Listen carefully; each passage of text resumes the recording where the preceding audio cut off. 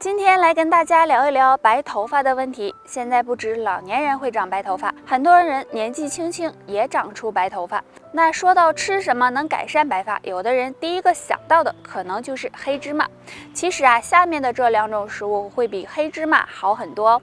第一种 B 族维生素多的食物，其实很多人长白头发可能和缺乏维生素 B1、B2、B6有关系，所以平时要补充B 族维生素，那这时就可以多吃富含 B 族维生素的食物，比如粗粮、蛋类、豆类等，对改善白发有一定的帮助。第二种，酪氨酸含量多的食物，长白头发和体内黑色素减少有关系，所以要有足够的黑色素才行。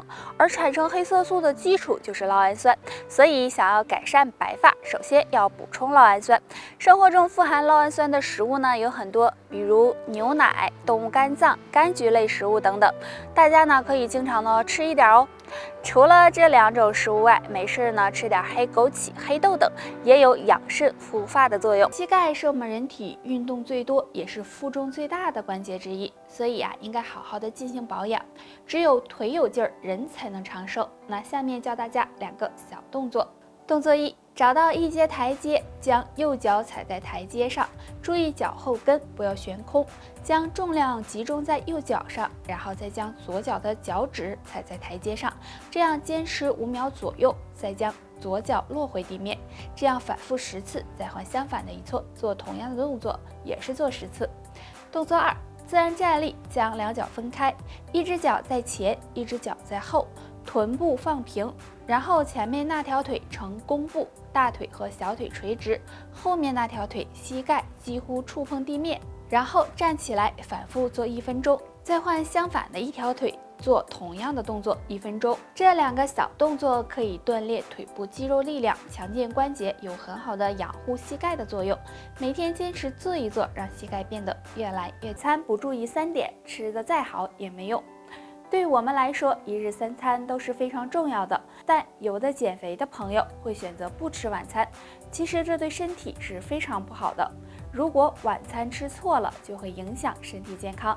第一，晚餐吃得太饱，很多人晚上吃饭吃得很饱，这样会给肠胃造成很大负担，影响身体健康，所以建议晚餐吃个7、8分饱就可以了。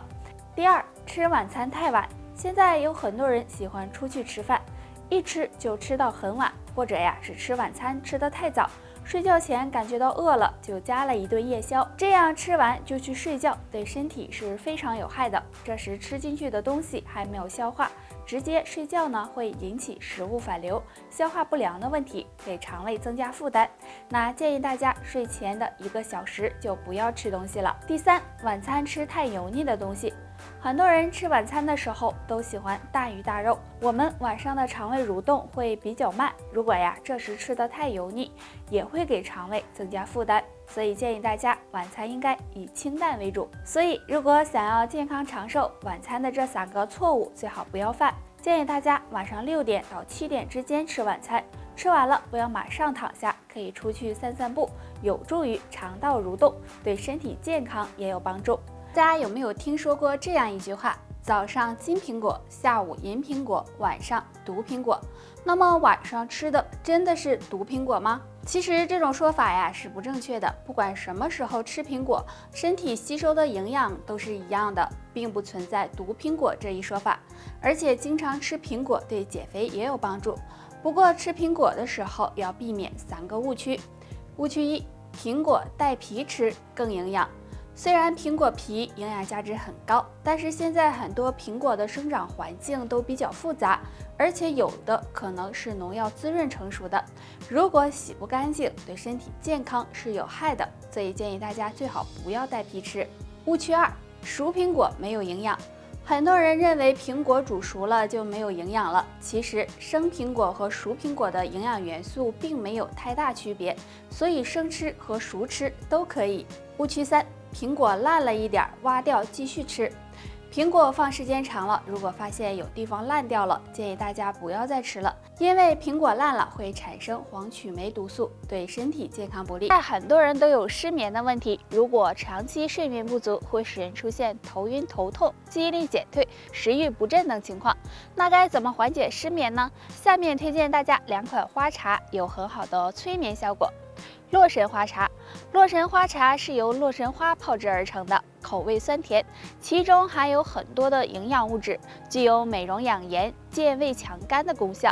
对于经常失眠的朋友，可以在睡觉前半小时喝一杯洛神花茶，有助改善睡眠。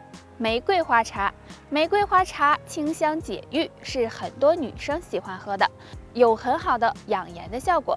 除此之外，玫瑰花茶还有疏肝解郁、镇静情绪的功效，能够帮助促进睡眠。那经常失眠的朋友可以经常喝玫瑰花茶，还可以根据个人的口味，在其中加入蜂蜜或者是冰糖，这样喝起来味道会更好，也能够加强功效。对血糖高的人来说很重要，如果晚上睡不好觉，那么就会增加血糖升高的危险。那经常睡不好应该怎么办呢？下面教大家一个小动作，睡前做一做，可以帮助促进睡眠，稳定血糖值。这个小动作特别的简单，就是拍打小腿。大家可以在睡觉前2小时用手掌拍打小腿肚，方法很简单，用双手轮流的拍打小腿肚，从膝盖一直拍打到脚踝处，每条腿拍打3到5分钟，直到小腿感觉到发热为止。这样拍打小腿可以促进小腿的血液循环，对提高睡眠质量、预防腿抽筋都有很好的效果。而对于血糖高的人来说，睡眠好了，血糖值也可以得到平稳。除了用这个小方法外，经常失眠的朋友还要注意，睡觉前不要玩手机，不要开灯睡觉，还有枕头不要太高，要不然容易导致大脑缺氧，也会影响。是一种很正常的生理现象。运动、干活或者是天太热，都可能会有出汗的现象。只是有的人出汗少，而有的人呢，出汗就像下雨一样。那这是怎么回事呢？哪种人更好呢？其实我们每个人的体质都是不一样的，所以呢就会有出汗多和出汗少的情况。比如身体肥胖的人，那么就很容易出汗，或者是在特殊情况下也会有出汗多的问题。但只要是在机体正常的情况下，对身体呢是没有伤害的。而有的人很难冒汗，这是什么原因呢？其实呢，身体的出汗量和很多因素有关，比如果你的体质偏寒，那么相对来说出的汗就会比较少一些，而且出汗还和温度、性别、年龄等等有关。所以如果你一直是出汗多或者是出汗少，那么就不用太担心。但如果突然出现出汗多和出汗少，就要小心了，最好呢到医院检查一下。还有，如果你是出汗少的体质，建议经常的做点运动，这样可以增强机体的免疫力，对身体健康有帮助。人长腋毛是一种很正常的现象，只是呢，有的人的腋毛比较旺盛，而有的人却很少。那为什么会出现这样的现象呢？或许和2个原因有关，大家不妨了解一下。第一个和遗传因素有关，很多女性的毛囊天生不是很发达，所以不止腋毛，身上其他地方的毛发也会比较少。而有些女性因为父母身上的毛发比较多，所以就可能会遗传这种特性。第二个和体内激素水平有关，每个人体内的激素水平呢都是不一样的。如果激素水平旺盛，那么身上的毛发就会比较旺盛；但如果激素水平少，腋毛也会比较稀少。那腋毛有很好的排汗和保护皮肤的作用，所以腋毛旺盛的女性不要将它刮掉。但如果有腋臭的，建议呢还是刮掉比较好，以免加重腋。日常生活中不好的生活习惯和饮食习惯都会给肠胃造成伤害。那俗话说胃病3分治7分养，所以养胃很重要。而养胃呢要靠自己，可以通过食疗的方法，常用下面这2物泡水喝，有很好的养胃护胃的作用。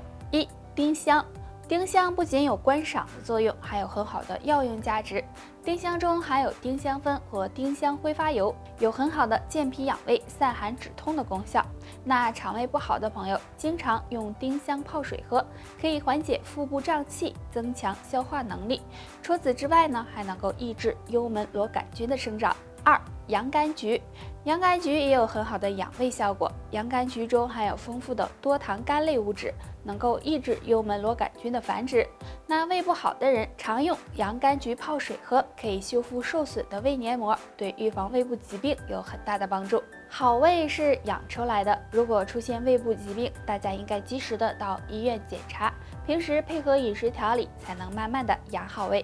好了，本期内容到这里就结束了，大家还知道哪些养胃的小方法？可以在评论区留言分享，我们下期再见吧。